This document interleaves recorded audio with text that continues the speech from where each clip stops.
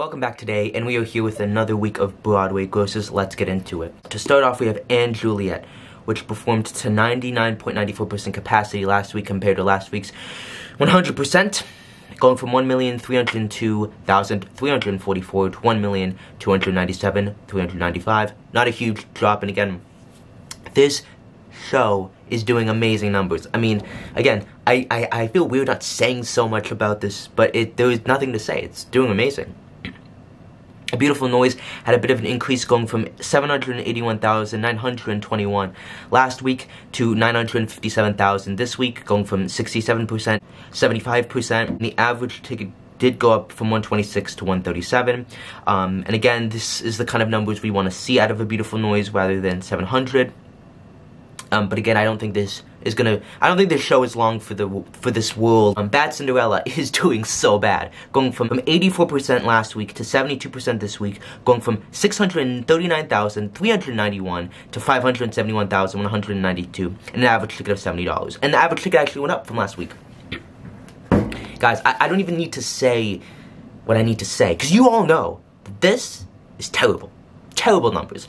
I truly don't think it will make it to the summer even. Bob Fosse's Dancin' is doing better than Bad Cinderella. Still, that show is doing pretty bad with only 73% this week compared to last week's 77%, and 589,000 this week compared to last week's 610,558. But Bob Fosse's Dancin' has a higher average ticket than Bad Cinderella's. So these two shows are doing terrible. There's no two ways about it. Everyone can see it. It's clear as day, and they are flops. And there's really nothing else to say other than they are flops. And I'd say Dancin' probably closes in May, June. I think Bad Cinderella might stick it out until the end of the summer. They might get a bit of a boost, but this will either close in June, earliest June, latest August, September. But yeah, this is a certified flop, and there is really no coming back from it. And there's no two ways about it. Camelot had its opening night, so it had lower capacity, going from 931,246 last week to 811,393 this week, 95% this week compared to last week's 93%. Funny Girl went from 1,830,171 last week to 1,762,875, going from 97.97 to 90.85. And again, stellar numbers. Hadestown is managing to maintain itself so well, and I'm so happy about this. Spring really has come again for Hadestown. Going from 865,899 last week to 888,260, going from 99% to 98%, with the average ticket increasing very slightly from $118 to $122. And for the past 5 weeks, basically the past month, it's always done great capacity-wise, but the gross has been 700, 600, and that's not good.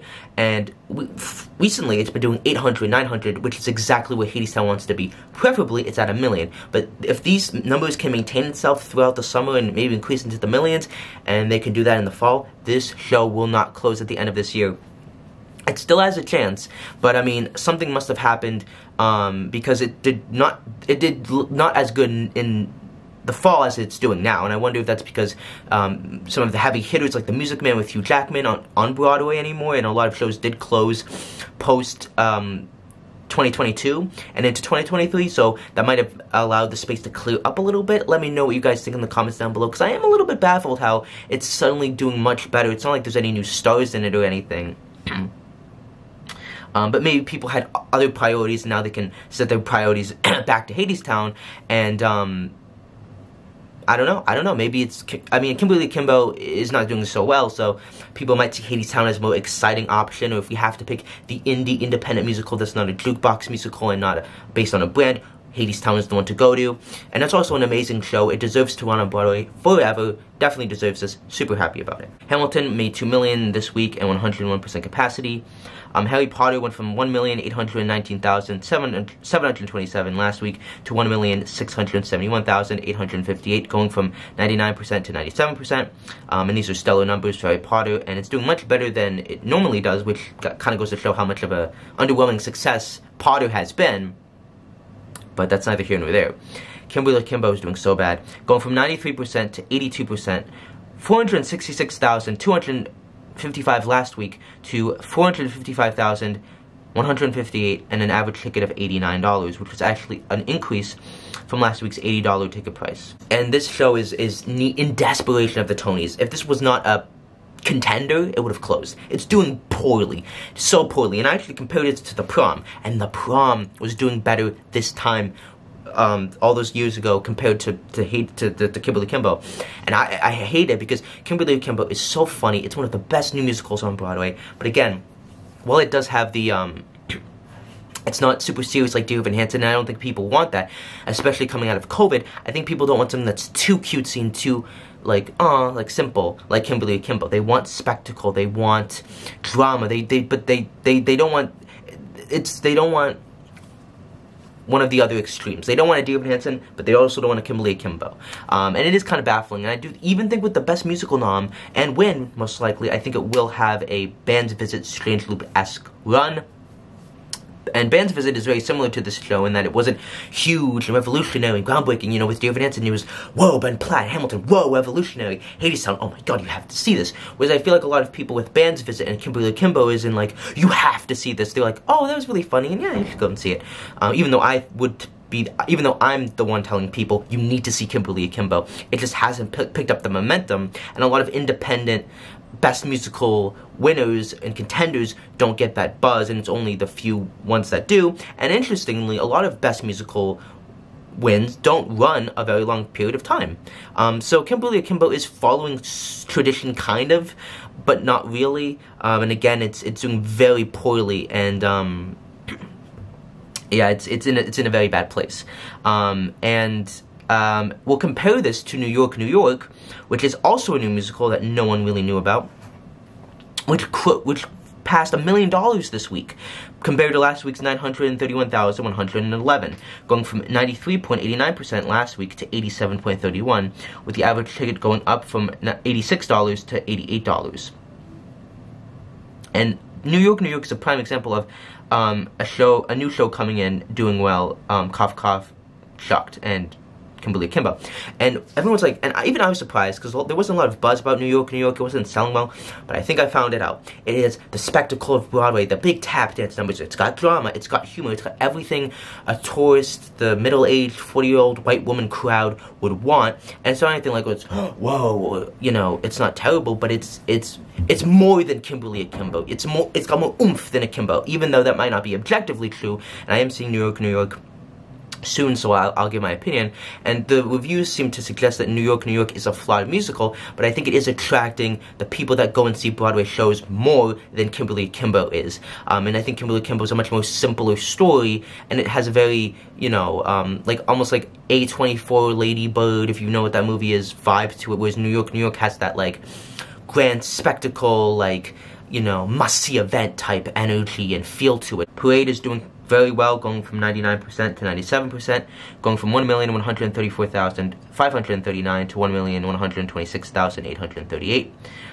Neil Patrick Harris joined Peter Pan Goes Wrong, which increased its box office from 84% to 94%, going from 590,710 to 903,540, which is a huge increase. Moulin Rouge went from 100% to 99%, going from 1,801,000 to 1,469,860, and obviously that a huge drop because Tevet left, and this really goes to show the Tevet effect, because this was a huge drop.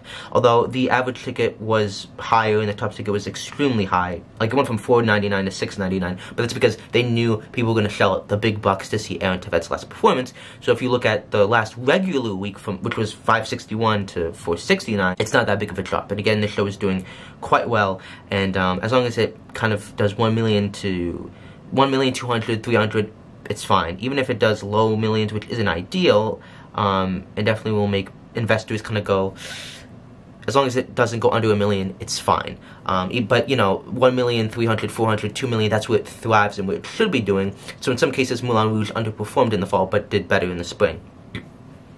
And I have noticed that the big heavy hitter shows right now that are doing the best are jukebox musicals. I'm talking Anne Juliet, MJ the Musical, Moulin Rouge, to an extent A Beautiful Noise, Sweeney Todd. That's not a jukebox musical, but it has a big name in it. And a common theme I found is these attract the middle-aged and very liberal, youthful 20-year-old white women. And I'm not saying that that's problematic or that there's anything wrong with that, because that is the target demo of Broadway. But those shows in particular really are very culturally white, if you get what I'm saying. Which is not, I'm not saying that's a negative thing, it's just, that's kind of, we're talking demographics here. You know, just like if Tyler Perry or Denzel Washington was on Broadway, you would attract a lot of black audience members and attendees. And Josh Groban is huge within the white community. He's very huge with all races, but like the white girl community loves Josh Groban. They love Moulin Rouge. They love Angelia. It has Aaron Tveit, which is a white girl's fantasy. You have these songs that are very appealing to white people and to white culture. And that's why those shows are doing so well. And again, I think that having seen Sweeney Todd, and I'm going to give my review up for that soon, I think that it's less about the quality and more about who is in it.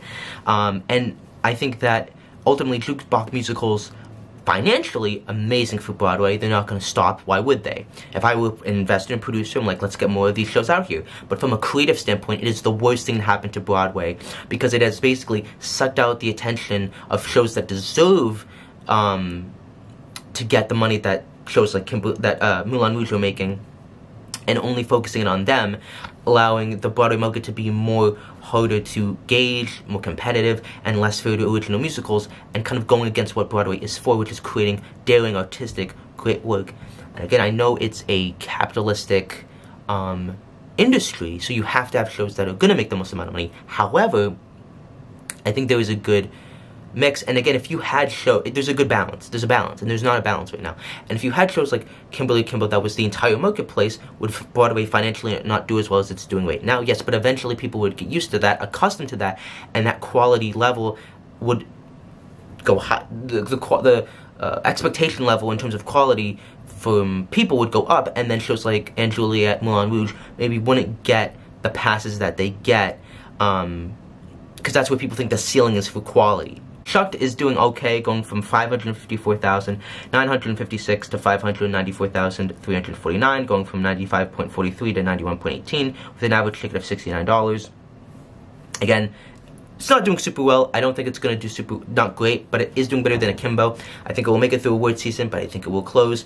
And ultimately, with the word of mouth, the amount of people that have seen it and praised it, and the low ticket prices, you kind of wish this was a 6, it had a 6 in front of it, or even a 7 in front of it, so I would consider this a bit of an underwhelming disappointment. 6 went from 1,208,378 to 1,133,985, going from 100% to 95%. Some Like It Hot went from 849,521 to 833,772, going from 78% to 74%. And again, Some Like It Hot is doing well, but these are the kind of the numbers you would expect it to have done in the beginning, so it's kind of a disappointment. I think it will make it through the summer, but I think Shucked and Some Like It Hot will not be here next season. Let's put it that way. Sweeney Todd went from 1,790,826 to 1,789,653, and 100%, so not a huge drop at all. And then the Phantom finished off strongly with 3,739,934. That's a mouthful. That's the video. Make sure to like, sub, and comment, and I'll see you in the next video. Peace.